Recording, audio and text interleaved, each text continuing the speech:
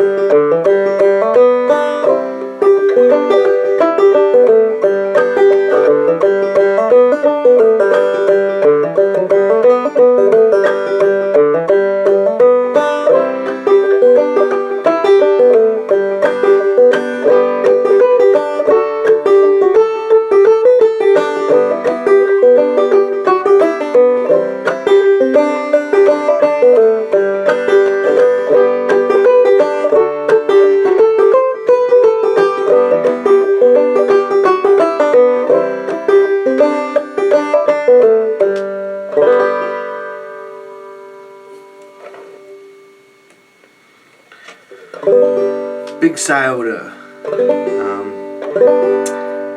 This is a tune that I've never heard two fiddlers play the same way. I think everybody kind of has their own version of this tune, which makes it really exciting.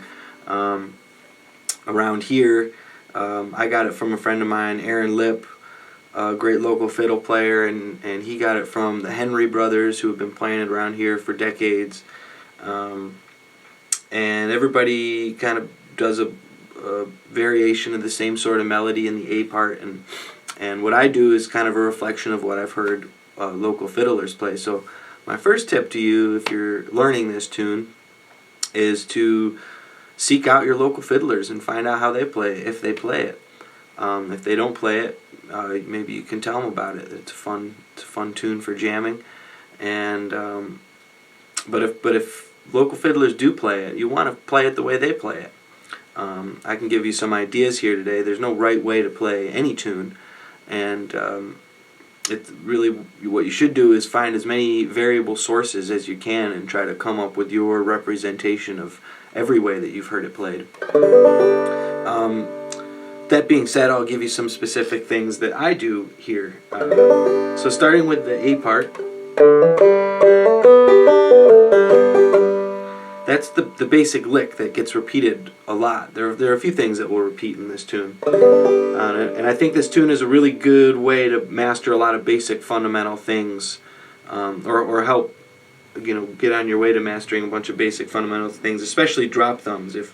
When we get to the variations on how to play the A part, there are opportunities to drop thumb on all the courses of strings you can drop thumb on. First to second, second to third, and third to fourth. But anyway, this kind of basic link.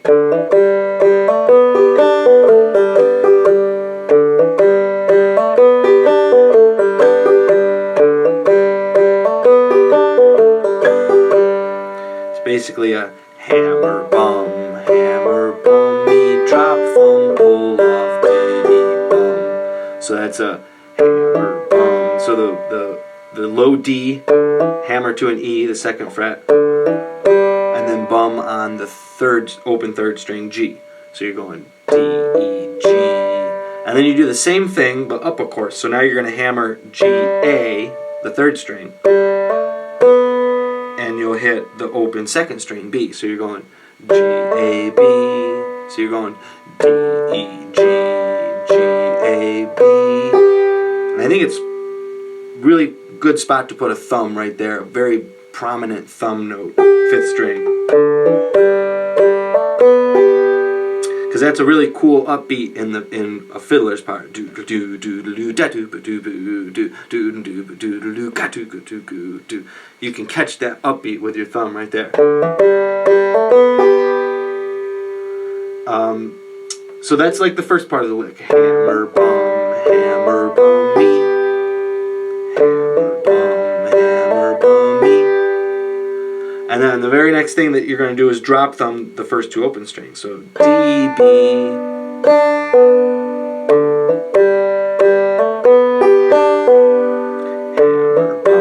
Hammer, bum, me, drop thumb. And then you're going to do a pull off on the third string from 2nd fret A to open G, followed by a ditty. By the ditty there, I just mean a strum and a thumb.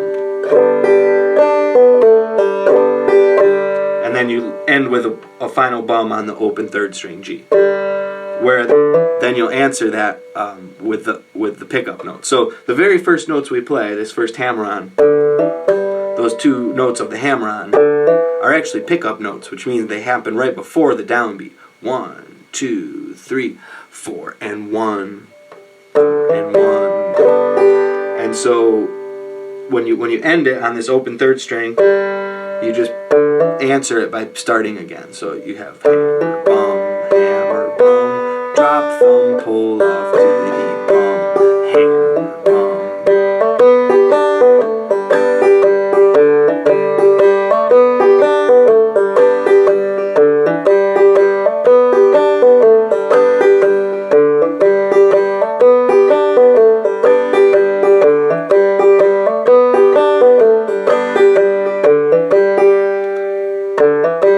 You can voice as much of that 5th string or as little as you like. You could play it without it.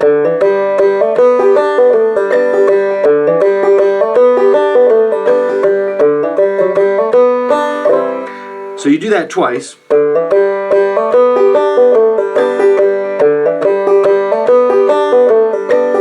Third time starts the same. And then you end on this C chord. So you start the same. Hammer, bum, open 2nd string, bum, open 1st string, land on the C chord, so you're going B, D, E, and the E is part of the C chord.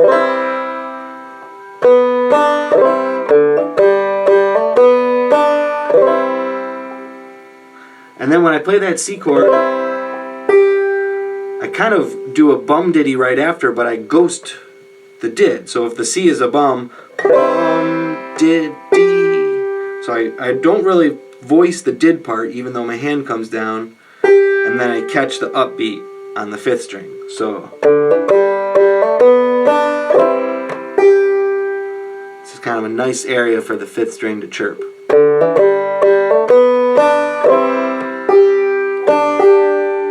And then it ends with this lick, very common ending lick for the banjo and G.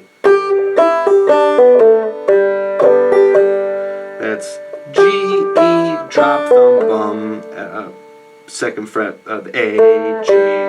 So G, E, drop, thumb, A, G. 5th, 2nd, drop, thumb, open 2 strings, 2nd fret, 3rd string, open 3rd string. And I get there by just a simple, so I just went, kind of lead myself into that lick with just an open ditty of the 1st string and the 5th string. So I just went.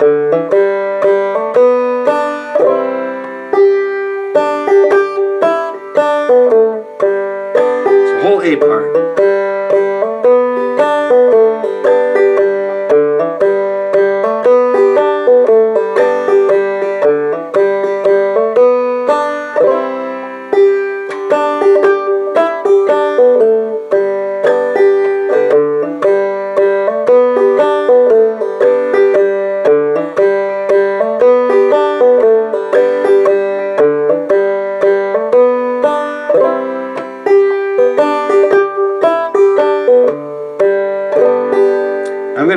We'll come back to the A part and talk about some other things we can do.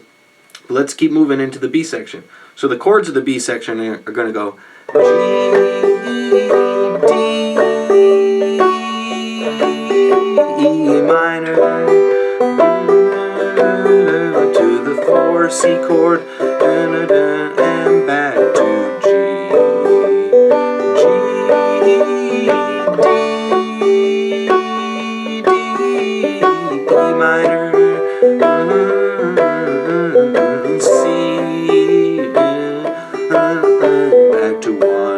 think in numbers. 1, 5, 6 minor, to the 4, back to 1, 5, D, 6 minor, E minor, C, the 4 chord, and back to 1. Now you can play all these chords up the neck too, so just in the key of G, just open strings are a G chord, so that can become a bar chord that you can move anywhere on the banjo. And so if you raise it up to the 5th fret, you've raised all the notes of the G chord up a perfect 4th to make it a C major chord, your 4 chord. If you go up to the 7th fret, you play your 5 chord, D. And the cool thing about the playing the 5 chord up here is that your lowest string open is a D, so you can really just bar the top 3 strings and play that deep open D string. And then in the same way you play an A minor chord shape down here like this, you can move that around, come all the way up to here, and there's your E minor chord. That's with your pinky up at the 9th fret. So you could play back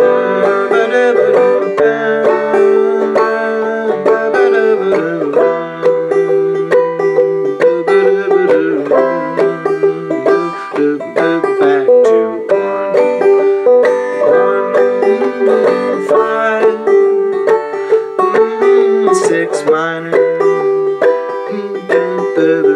4, back to 1. So when you're just getting into playing this with other people, again, you want to listen to how they're playing the melody. And so a cool thing to do as a banjo player, because we can have so much rhythmic fun with our right hand, is really just to voice the chords and make sure that you're grooving in rhythm with your right hand with whoever you're playing with. So it can be as simple as you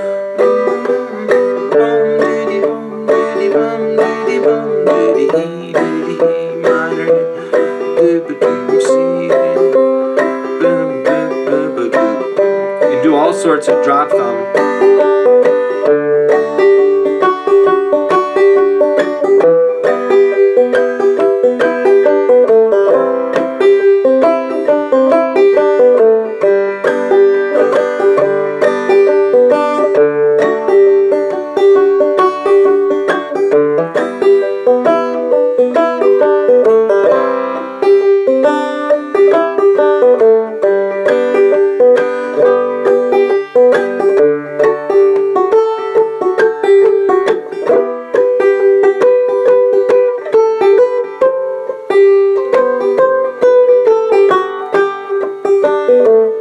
Now I'm noodling. And then to get the melody in there, I just go at the 5th fret, and a G chord. And this is pretty cool. It looks like a wrestling move, but it's really easy.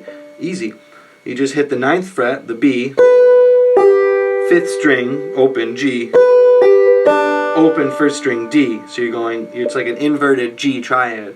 B, G, D. And that brings you right to the 5 chord that I play up here to catch the next melody note. So I'm going.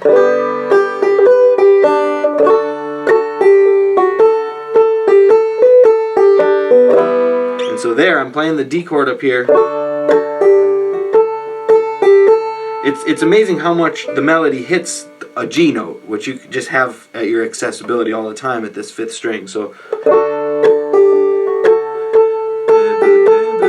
you could just da-boo, da-boo, bring yourself down to the E minor chord like that. Da-boo, da-boo, da-boo. Or I catch this note up here, either with my ring finger or my pinky, the 9th fret of the 5th string.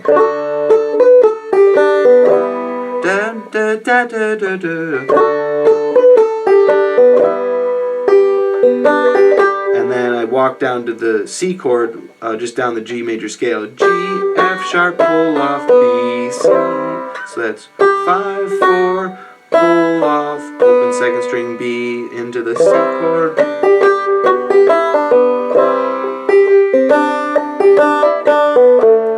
ending lick again. Drop, thumb, bum, bum.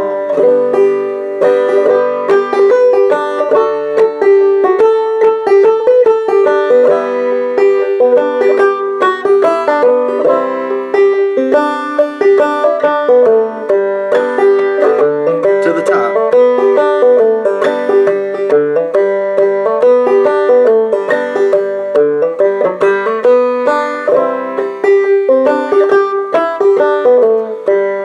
So I have a bunch of variations that I do of that main lick on the A part, all based on things that I've heard fiddle players do. And this is where I was saying we're going to incorporate drop thumbing across all the strings. So one thing I'll do,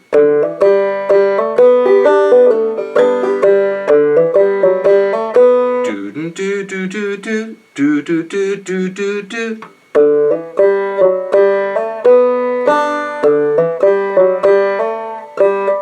So I strike the open third string G, and with my pinky I drop down with my thumb over here to the 4th fret of the 4th string.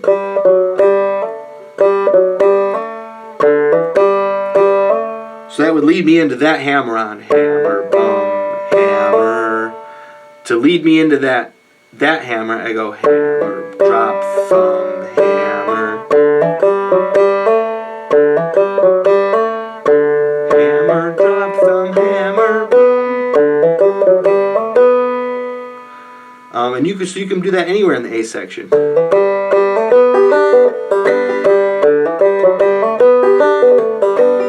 Now this is really fun thing to do, especially for a solo banjo arrangement, which is most of the videos that I post. You're just hearing a banjo do something. And it's fun to catch all the notes like that, and you can do it with great groove, and you can play the banjo like a fiddle player is playing the fiddle. But in a jam, you'll find that a note like that one is just going to disappear, and so it's cool to still feel the rhythm of it, but know that it's not going to be a very powerful note if you're in like an acoustic room with a bunch of acoustic instruments playing. And you might be better off just sticking to the basic.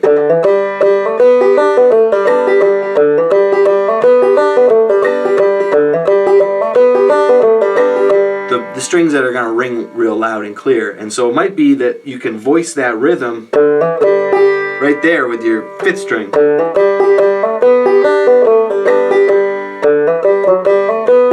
You're kind of getting the rhythmic feel of it, but you're not trying to voice that note in a room full of loud instruments. Because it might just end up sounding clumsy because that note isn't going to sound very loud. But again, in the